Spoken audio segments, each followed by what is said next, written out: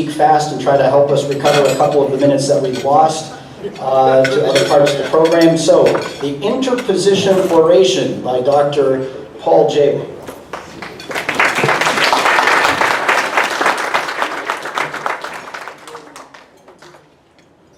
Amazingly, the framers understood that if we ever got to the position where we had corrupt government that was not following the Constitution, there was a remedy built into the system.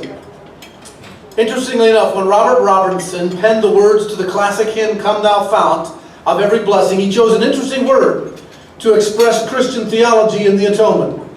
Jesus sought me when a stranger, wandering from the fold of God. He to rescue me from danger interposed his precious blood. The word interposition means to place something in between two opposing parties. In theology, it was the blood of Christ coming between the judgment of God on sin and the guilty sinner. What does this have to do with constitutional law? Everything. For the historic development of a remedy on how to deal with tyrants, the usurpation of the limits of political power were brought forth from the womb of Christian theology, beginning with the early church and the first century theologians. From Augustine to Luther, Calvin, Knox, the biblical idea of the lower magistrate, standing between the people and tyrants, was the only proper way to resist without incurring the wrath of God on a rebellion. Someone elected by the people under law submitted to lawful order, resisting unlawful tyranny. The theory was initially formed and brought forth in the British Isles. And it was done so and found its greatest expression in the code of law known by the Liber ex lege Moysi under King Alfred, who expanded the book compiled by St. Patrick. The amazing law code here, by 890 AD, founded on the Ten Commandments of the Old Testament and the Beatitudes of the New, became known as the common law. This common law meant both ruler and people were under the same law. No privileges for those in government. A government of law and not of men. King Alfred was elected, the first monarch in English history elected, and only one called great.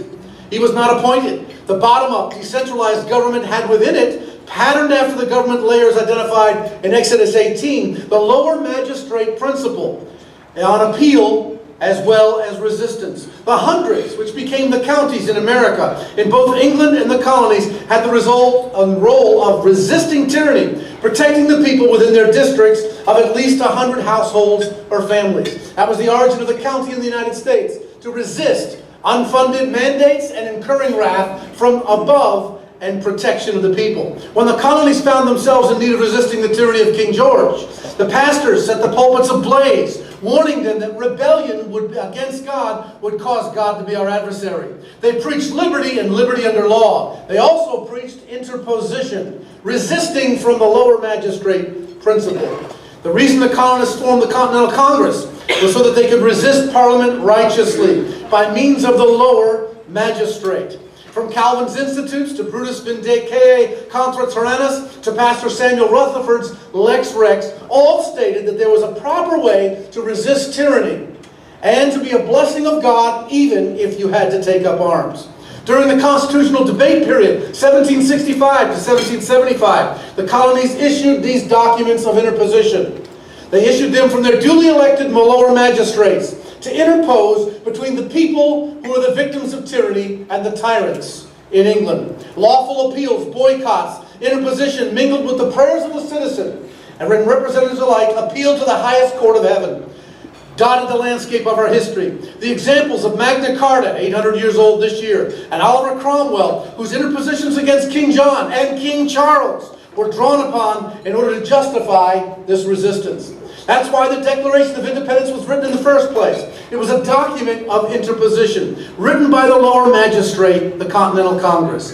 This is also why the doctrine of interposition was written inside the Constitution itself, in order for every branch of power to have recourse and check the abuse of power by the other. And that's why the framers even envisioned, though they could hardly imagine, a day when all three branches might be so corrupt and not check one another at all to the oath of the Constitution. Imagine that. The states would be the next line of defense, should the Constitution become irrelevant. But what if state governors and legislators became intimidated by federal power and it accumulated over so many years. For states had the responsibility to refuse unfunded mandates, to repeal unconstitutional laws, and to make resolutions making them known to everyone. What would happen? The last interposition step brought forth by the framers and in the scriptures themselves were the people. As James Wilson, one of 6 who signed both the Declaration and Constitution, said, in a free country, every citizen forms a part of the sovereign power. The Declaration made it clear that God granted rights to individuals and not groups. Thomas Jefferson said, I know no safe depository of the ultimate powers of society but the people themselves. If we don't think them enlightened enough, the answer is not to remove the power from them, but to enlighten them by discretion and education. We've been taught today by implication that the individual citizen is powerless, we have no remedy. We must placidly, sublimely accept that since there is so much corruption in government, we should give up hope, pay more taxes, let the same government that produced the problem try to solve it, and better yet, maybe just wait till we're martyred and go to heaven. But the tension between people and government has always existed.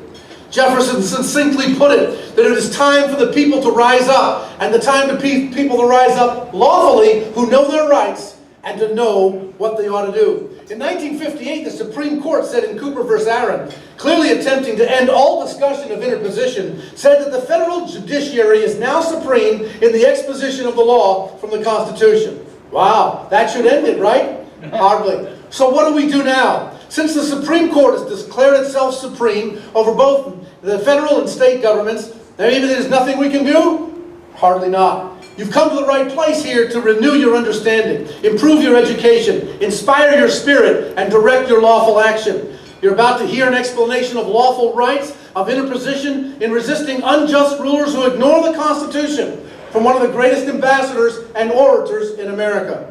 Not only that, best yet, the explanation is right in the text of the Constitution itself. Let us rise up as individuals, utilize the power of the common law jury, and nullify unconstitutional laws. Let's rise up as members of our towns and counties, building relationships with our sheriffs, county clerks, local police forces, so that we stand lawfully for the rule of constitutional interposition, submitted to God and to laws, so we resist submissively under order and not lawlessly.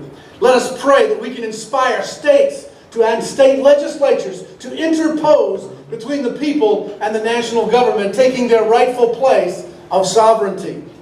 And ultimately, let us appeal to the highest court of all, the God of the Bible, from whom the doctrine of interposition came in the first place, and let us once again pledge to Him our lives, our fortunes, and our sacred honor. God bless you.